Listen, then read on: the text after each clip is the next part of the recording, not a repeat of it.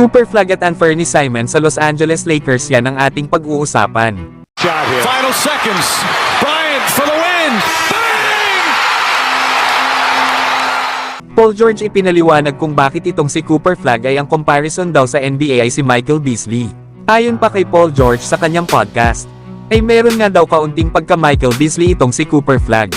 Dahil na nga raw sa kanyang size na kayang makascore at gumawa ng play. Sobrang nga daw talented ng batang ito, isang game changer daw kung tawagin.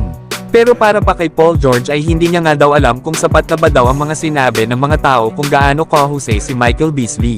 Lalo at sa ngayon nga daw ay nakakakita pa nga daw itong si Paul George ng mga video clips ni Michael Beasley na grabe ang husay. Na sa ngayon ay nagagawa pa nga daw nitong makipagsabayan sa larong basketball.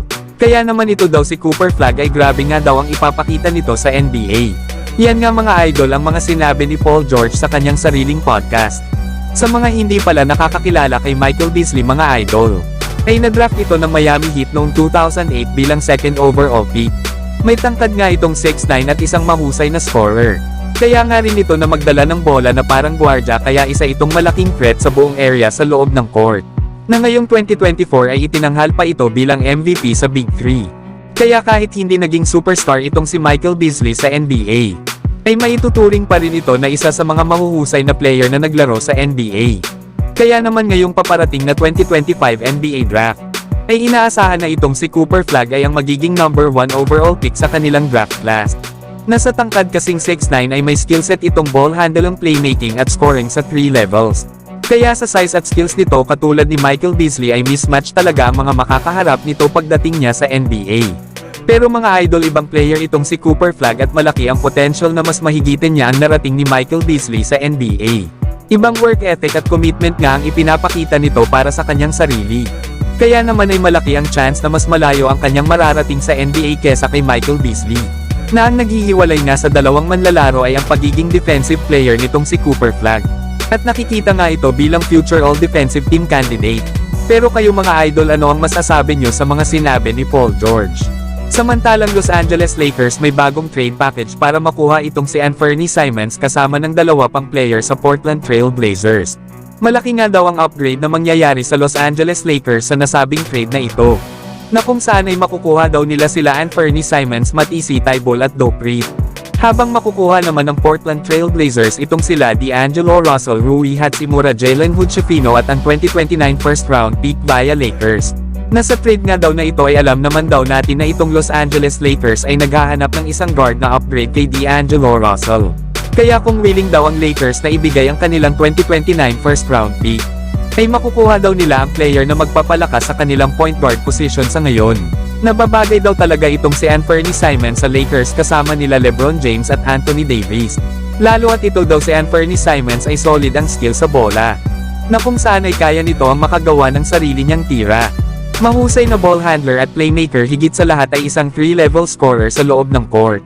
Nasa mga taon daw nakasama niya si Damian Lillard sa Portland Trail Blazers ay na-develop daw talaga nito ang kanyang skills. Lalo na ang kanyang kakayahan sa off-ball. Na talaga daw na magagamit ito ng Los Angeles Lakers, lalo at umaasa daw ang kanilang kupunan sa pagdadala ng bola ni na LeBron at Austin Reeves. Maiiwasan nga daw dito ang pagbagsak ng performance ng isang player sa kanilang opensa.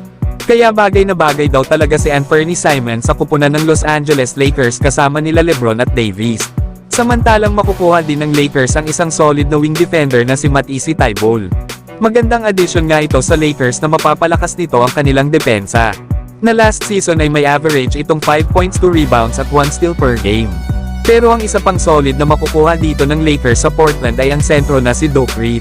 May tangkad nga itong 6'11" at may edad na 27 years old. Na last season nga ay solid ang kanyang ipinakitang performance sa Portland Trail Blazers. Lalo at isa itong stretch big na may shooting sa 3-point line, na isa nga rin itong versatile big man sa kanilang opensa. Na kung saan ay nag-a-average ito ng 9 points at 3 rebounds na may kasamang 35% shooting beyond the arc last season. Na habang tumatagal nga ay lalo pa itong gumagaling, kaya maganda itong maging kapartner ni Anthony Davis sa loob ng court next season. Para naman sa Portland Trail Blazers, ay dalawang veterano ang kanilang makukuha. Na dito nga ay maaari nilang magamit si Rui Hachimura sa kanilang forward positions. Lalo at nag-a-average ito last season ng 13 points at 4 rebounds per game.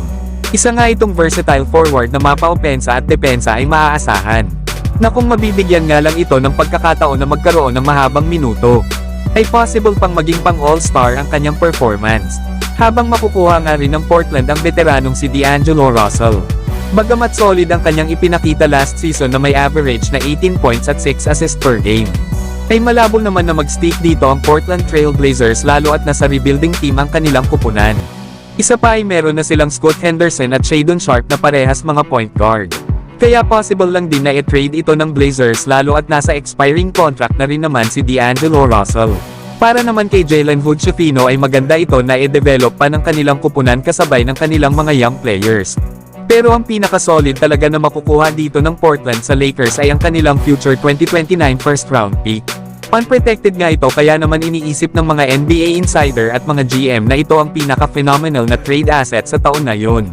Pero kayo mga idol, ano ang masasabi nyo sa trade idea na ito?